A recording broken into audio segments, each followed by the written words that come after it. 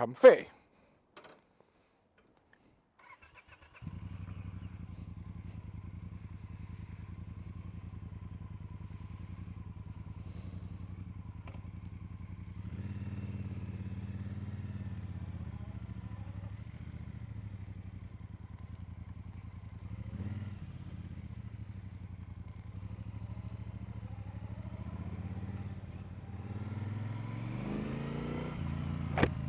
Brilliant! It's just started to rain. Awesome.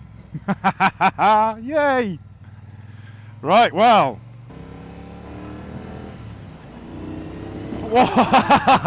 Okay, yeah, it's got some torque. Max torque's about 4,500 RPM apparently. Anyway, Bally Ho, welcome to my review. Captain Rambunctious, that's me. Bally Ho, etc., etc., and all above.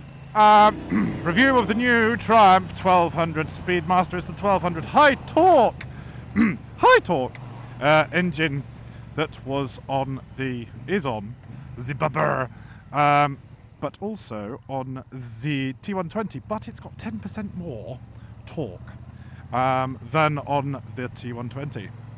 Weighs about the same, 240 kilograms dry. It's about 10 kilograms heavier than the Bobber, but you get quite a lot more motorbike for it. This is the two-tone version, which the paint is £400 extra, I think, for the two-tone.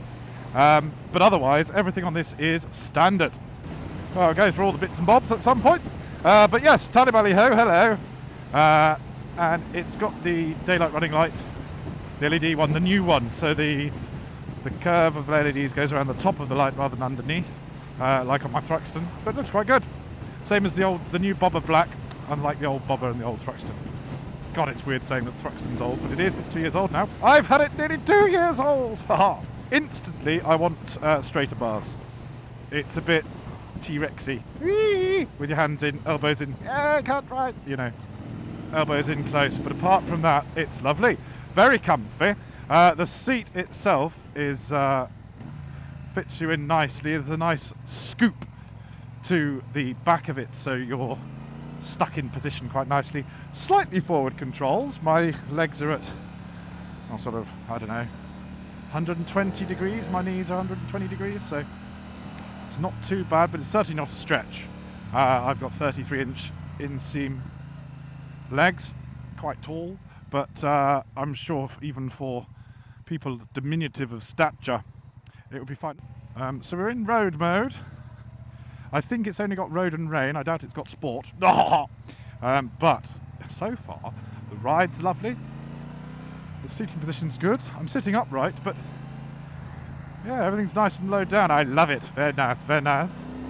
The indicators are a little bit, well, they look like the ones pretty much off the Thunderbird Storm, so they stick out far too much. That's an EU regulation. It's got to be a certain distance away from the centre of the bike. However, you can change those, and you certainly shall. I haven't got footboards, I've got pegs. Oh, it's nice. So, headlines on this beauty, 240 kilograms, 245 kilograms dry. So it is, what, 30 kilograms heavier than my Thruxton, 10 to 15 kilograms heavier than the Bobbers. Because the new Bobber Black is a little bit heavier than the other Bobber because of beefier front forks, twin front discs, bigger front wheel. Well, in diameter, smaller front wheel, but much wider front wheel. My handlebars, they sort of bend around you. I'd rather they were more like that, you know, see, straighter. They do straighter bars. My local dealership, Herts Triumph, they're wonderful. They're very, very amenable. Lovely guys. Lots of deals on at the moment with various kits for various new bikes as well. There we go, plug over. They actually have got some straight bars, but they're black and they're loath to put them on because they won't go with the sort of the chromy finish of the top of the yoke and all that kind of stuff that's on this particular paint job. When there's a Speedmaster Black though, wow, that'll look rather fun. One thing I do have to say is it's got the same brushed aluminium finish to the engine cases that is not protected. It is not protected from the elements. You must do that yourself. So if you get any pitting from salt or a lot of rain use or whatever, woe betide you. GT85 or ACF50 should do the trick. GT85 would work as long as you're doing it fairly liberally. Oh, that's got some pickup. That has got some pickup. Good brakes. Right, we got twin front discs. That was a complaint on the original bobber. The new bobber black has twin front discs, of course. When it comes to that bobber, I don't think I had any complaints about the braking. It was sufficient, adequate. Certainly for the style of riding it is intended for. The trouble is, of course, with the bobber, because it's such a well-handling bike, you can throw it around and maybe you can get yourself into a little bit of a pickle needing the brakes. But this has got the twin front discs that were warranted with this 1200 high torque engine, so that's good. It's a bit vibey, around about 4,000 to 4,500 revs. But actually with the torque, I'm sitting at what, 2,800 revs at the moment, 2.9. Digital rev counter, that's pretty much on all of these single dials now, apart from the street twin. Obviously with the Thruxton you've got twin dials. I think you only really need a rev counter if you're going to be doing sporty stuff, so you know when to change up and things, but actually I wouldn't say it's a necessity. The speedo is probably the only thing to keep it legal. Nice height to that. That isn't adjustable like on the bobber, but then of course the seat height isn't adjustable like it is on the bobber. But no, very comfortable. I love the seat. We'll have a good look at the seats later on. But price £11,600, I believe, which is at the cheaper range of these bikes. I can't believe I'm stuck behind a Fiat Panda. This is rather remarkable. Reason why I'm being a bit ginger with the riding, I'm not actually ginger, is because the roads are damp. It's 5 degrees, a bit chilly, and I've got my old Captain Rambunctious gloves on. But it's actually because they're greasy. There shouldn't be much salt about it. It was a bit rainy yesterday, but even so, you need to be a little bit careful. But I wouldn't mind getting in front of this Panda before my favourite corners. In third at the moment.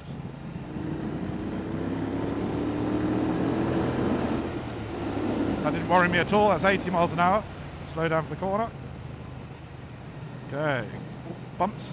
Yeah, dealt with those potholes in mid-corner, all right. Right, so 60.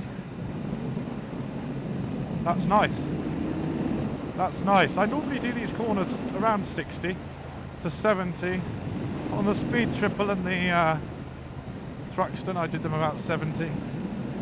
But this is nice and smooth, easy, light tip in.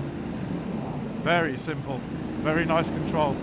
A nice amount of torque when you give it some beans, but nicely controllable. It's not a just great big fat wedge of torque, it's just a nice surge. Very compliant. That was nice. It's got ABS and traction control as a standard. Hence the road and rain. Actually, the road and rain settings really are more to do with the engine map.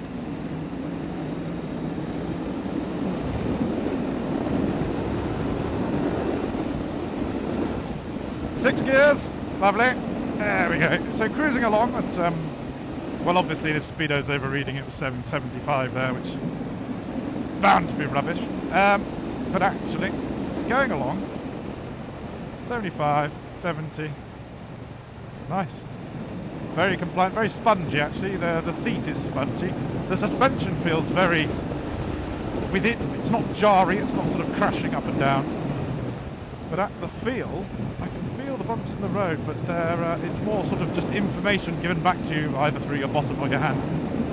But it's certainly not jarry under my bottom. Front suspension is not adjustable. I would have thought the rear suspension is only adjustable in preload, so if you have your other half, lady or gentleman on the back. Yes, so there we go. We're cruising along at some 2,800 revs, 66 miles an hour, and if I give it some, not a lot happens. It does surge a little bit. I wish this van would speed up though. It did just pull out on me. But then again, I should probably be paying more attention. Third gear. That's nice. That's alright. It's not the sort of rush that you get on my Thruxton, but it's the different type of engine, so that's good. A bit of lag, but now we've got 76 brake horsepower, 78 foot-pounds of torque, 106 Newton meters, and actually it's plenty. Performance-wise, it's always nice to have from a twin you'd expect a torque figure to be similar, if not more than the power rating. But you get a good... Ooh, second was good.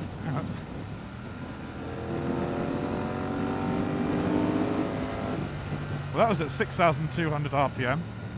Very vibey through the feet, actually. As you can probably see, wet and muddy roads, so we had lots of snow last week, so that's a ridiculous... Oh, there's snow there, look at that. There we go. Piled up. It doesn't look like snow, it looks like grey. Well, it's like someone's killed Morph's friend Chaz, who's a grey, pretty dirty coloured, well, dirty-minded as well, children's character. Made of plasticine. Anyway, I digress. It's a very compliant ride. I am bouncing up and down a bit. We're about to go and visit my bumpy road. Just for my body position, I'd prefer straighter bars. But then, people who are smaller than me, I'm 6'1" or 185 centimetres, for those metric people of you, it would probably be spot on, actually. Like with all these sort of cruisery type things, I do have to keep sort of trying to straighten my core. Otherwise I find I'm slouching, but that's my own riding inability. So, pottering around here at just over 2,000 RPM, up this little gradient, and look at that. That's about half throttle. Just pulls very nicely up to 60 miles an hour in second there. Brakes, well, they're a bit spongy, but I would suggest that's because they need bedding in. We've got range to go. Obviously got a gear indicator, fuel, road mode at the moment. That's the odometer. Trip 1, trip 2, instantaneous miles to the gallon, average miles to the gallon, averaging 43 at the moment. Range to go 23 miles. Oh, that's nice. And a clock. Lovely. Red line is 6,900 RPM, so about 700 RPM less than my Thruxton. But it's because it's all around 2.5 to sort of 4,500 RPM. It's very nice. So this is a bumpy road. I'm going along at 50. Bump, bump. So it's not unpleasant. It's not hurting my coccyx. I said coccyx for you. There you go. But it is a bit jarry, a little bit. But actually, it's not a very good road. It isn't riding it like the Tiger does, like the Explorer. I'm going to review the Tiger 800, the new Tiger 800 soon, and the Bobber Black. It's got a few bikes for me to review at the moment, and the new Speed Triples RS. Apparently getting one of those towards the end of the month. Snow still around. I just thought it looks a bit more like snow, which is quite nice, but it very much drifted because the wind was so strong. That's about it, really. I've talked about price, lots of colour combinations. Two tones obviously the most expensive. I think it's £150 for a bit more normal paint. I think black and white are the standard colours. You've got the indicator arrows either side, left and right there, so it's sort of blatantly obvious which bulb might have gone if it has. Lights, you've got daylight running lights, you've got headlights. I might put the headlight on as it's raining. And you've got one touch cruise control. That's pretty cool as well. Boing. Dealt with that cattle grid very nicely. But look at the mud on the road. Look at that. Ugh. Don't like that at all. No. Oh, brilliant. A walk around in the rain. Well, that's just brilliant. For those of you that are bothered, it's just a very amiable, accurate, pleasant ride. Alright, Tally Bally Ho, here's the walk around. I might not put it on the mud, I might just put it to the side of the road. You never know. Ha-ha! Tally Bally Ho, time for the walk around.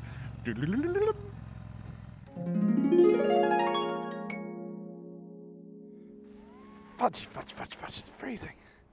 My hands are frozen. Hello and welcome to a wet walk around on Ivinghoe Beacon of the new Triumph Speedmaster Bonneville. Ta-da! I've already mentioned it's 245 kilograms dry. The tank I think is 14 or 15 litres, so it's a bit bigger than the other 1200 engines, especially the Bobber, which is 9 litres. You've got the same stuff basically, it's the same engine. You've got those spark plug, old school coloured leads. You've got the Bonneville 1200 HT engine embellishments. You can obviously change all of these, make them black. This is going to be a quick walk around. The coolant bottle is behind that sprocket cover. These pillion pegs, nice and flat, very useful. But the pillion seat is quite small. I'd get the larger seat. But this seat itself was very comfortable. Look, if you look at the profile, that scoop just keeps you in place very nicely, and it almost gives you quite a nice lumbar support as well. Good little pillion bars and rack there. But I would get the smaller indicators. Nice little LED light there. Chain driven, obviously. It's got the same thing where the shock is hidden in there to make it look like a hardtail, but it's not, obviously. Ah, there's the shock there. And you can, there we go, there's the preload adjustment in there. You twist that bit if you're carrying someone or something weighty on the back. The levers are the standard ones. It's got the slip assist clutch, so nice and light clutch.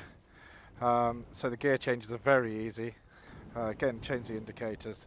It's just your standard Bonneville setup, liquid cooled obviously, being the 1200 engine, big radiator in the front, but it's nicely hidden with the forward foot controls there. And they work very nicely. My knees are still quite bent. They're not too bad at all. It's very nice indeed. It's the standard stuff. You can get lots of extras. You can get a Maverick kit, which is the pipes and a few other bits, and I think this is the locking. There we go. That's the locking filler cap. These controls are nice, very easy to use. The kill switch is also the starter switch. Mode button there and hazard lights underneath. Nice brake reservoir. Nice dog bone bar clamp there. At this side you have the flasher for flashing or onto main beam. Light rocker switch. Information, that was the scroll through on the screen I showed you. Indicators, cruise control button, we'll go through that on the dual carriageway, and horn. Yes, a very quick walk around, just because it's blimmin' freezing and my hands have got a very strange colour. Sort of purpley pinky and falling off because the rain is bitterly cold. There is the steering lock key, so it's not automatic steering lock, there you are. But there you go, this brand new 1200 high torque Speedmaster. Bye!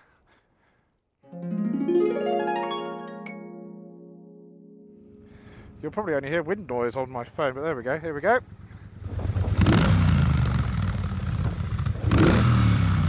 That's revving up to about 5,000 feet. That was the rev limiter, obviously.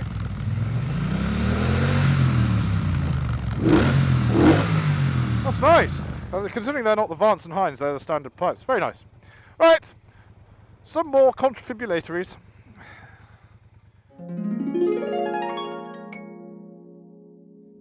Ah, fuck. Right. So bloody cold. Well, I'm alright. My hands are just very, very cold. This rain is very stinging.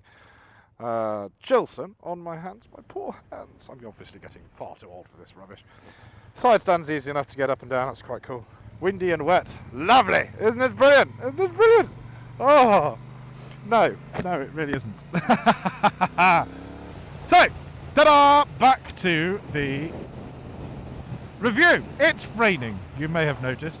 Hi, I'm enjoying this. Not really. Whilst just riding along like here, I was just thinking about the foot controls.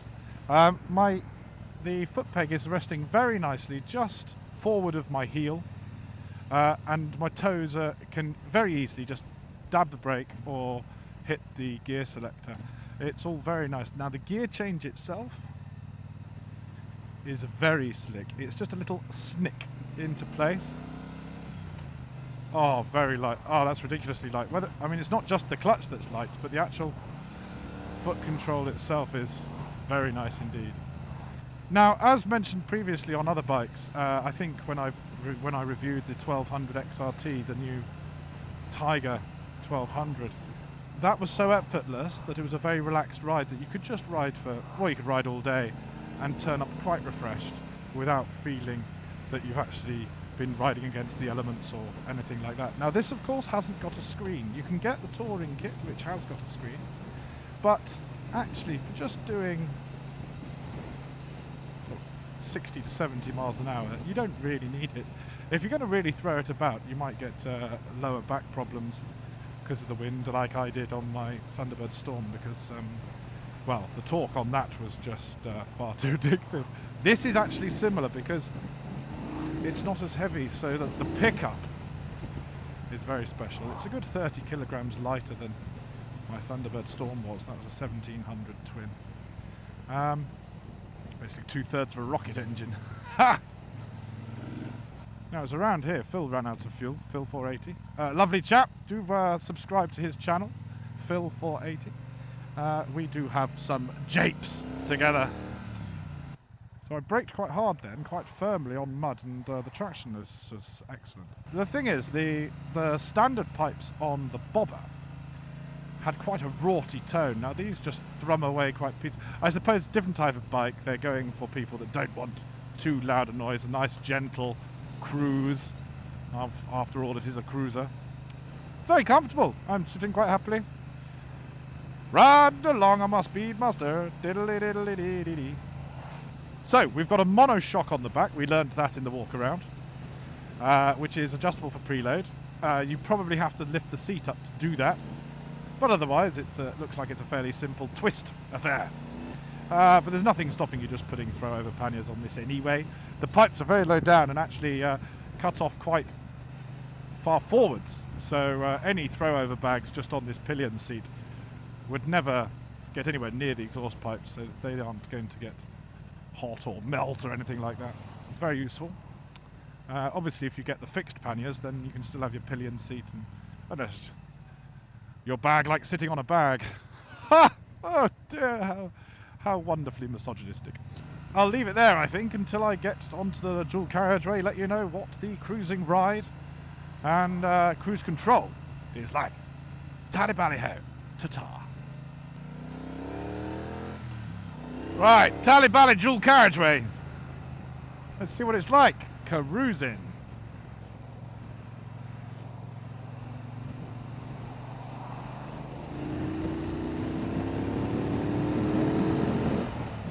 Well, it's no slouch up to speed, but so, sitting at 70 in 6th, 3000 RPM. There we go, there's a bit of torque there to 75. One touch cruise control, and off we go. It just sits there. Look at that, isn't it lovely? Yeah, yeah, absolutely. Now, to turn the cruise control off on all of these Triumphs that have got it, you either just twist the thrust lever, did it again! Ha! I am a pilot. Twist the throttle, which is fly-by-wire, obviously, it's how the cruise control works, etc., etc. Just do this, just do that, and there goes the cruise control. Or pull the brake clutch in, or touch easy brakes. Now, how do I put it back to where I was? There we go. It just goes back to that speed. Very clever. Right, lovely. And obviously there's the little green cruise control light. So, here I am, doing 75 on a wet and windy day. This dual carriageway isn't the best, and there's quite a few bumps that are sort of seams in the tarmac. But actually, it isn't bad. The ride, the wind blast, I can sit quite comfortably, and I don't feel buffeted too much. Now, when I came down here on my Thruxton earlier on, you sit a bit higher, quite a low seat on this. I'll put the seat height here. You sort of the side wind shouldn't be too bad, you see. But I was coming just down here and got hit by a bit of a crosswind and had to really lean into it. But we'll see. We'll see what happens when we go around this corner. Obviously, the meteorological conditions could have changed since I last came down here about an hour ago. But oh, there we go. There's a bit of wind in my face. But very stable. The actual bike itself is perfectly happy in windy conditions. And the ride, it feels planted, easy. It's sort of going where I want it to. It takes a little bit of... I don't feel like I'm completely one with the motorcycle like I am on the Thruxton. I do have to think about it a little bit to just coax it to lean over at these speeds, but that could be the bars, or it just could be the fact that it's got such a much longer wheelbase than on my Thruxton, and that'll also be to do with the rake of the steering as well. But as you saw earlier, turning it around, turning on the twisty bits of road was perfectly acceptable. Very comfortable, very accomplished bike. So, let's slow down. Say I get stuck behind someone doing 50. Put it in third gear. So there's 50. That's 3,250 revs. So that's basically right in the middle of the torque. Here we go.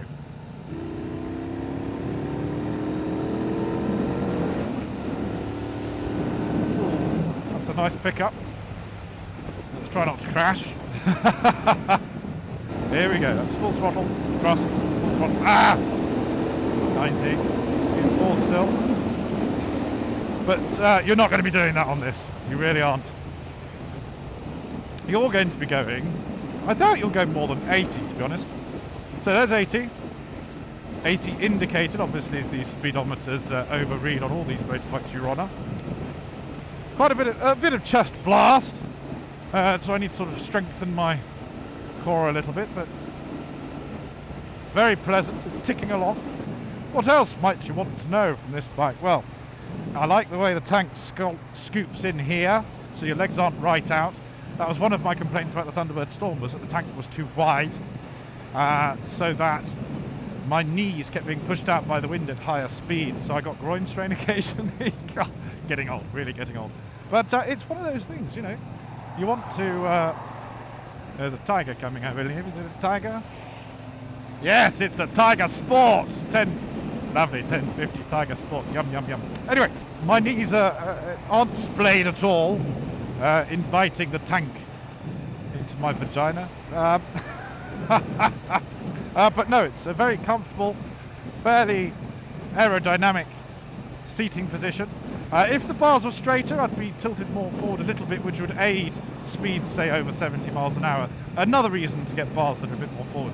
But when I turned around in the road, I wasn't recording earlier, the steering lock itself, the turning circle, is very good. A lot of big bikes are very difficult to turn around in the road sometimes, but this thing, excellent. I think if you had straighter bars, you'd be stretching at full lock, hence why these are bent a bit, I suppose, make it a bit easier. But no, a very, very accomplished bike. It isn't setting my heart on fire, but if my thruxton ever became too uncomfortable, I have a bad knee after all, this would be a worthy replacement. Especially with the 1200 engine, you've got all that fun but comfort at the same time. Previously I've said for fun, the Street Scrambler, the 900, is excellent fun, but hasn't got the space or possibly the comfort of this bike on a cruising dual carriage range such as this. Gosh, this rain is getting heavy. This is not good. Not good. Not good for a review. I do not like it. Here we go. Oh, look at that. 6th gear pickup. That wasn't bad, was it? 75 to 90. Yeah. It certainly got some oomph. Thank you for watching. Feel free to comment. Anything I've missed, it's been quite a rushed review just because of the weather, really. Anything you'd like to know, any more pictures that I may have taken that I haven't added into this video, feel free to ask. Over the next few weeks I can always ride it again to answer any more questions you may have, because obviously it's been a wet and greasy day. I haven't really been assaulting the engine too much. But if you'd like any more information, please do feel free to comment or mention it on my Facebook page, etc, etc. I'm still selling key tags as well, if you'd like a Captain Rambunctious key tag. Picture here. Thank you very much for watching. Tally Bally Speedmaster Ho. Ta-da! Bye! Do-do-do-do-do-do-do-do-do. Boo!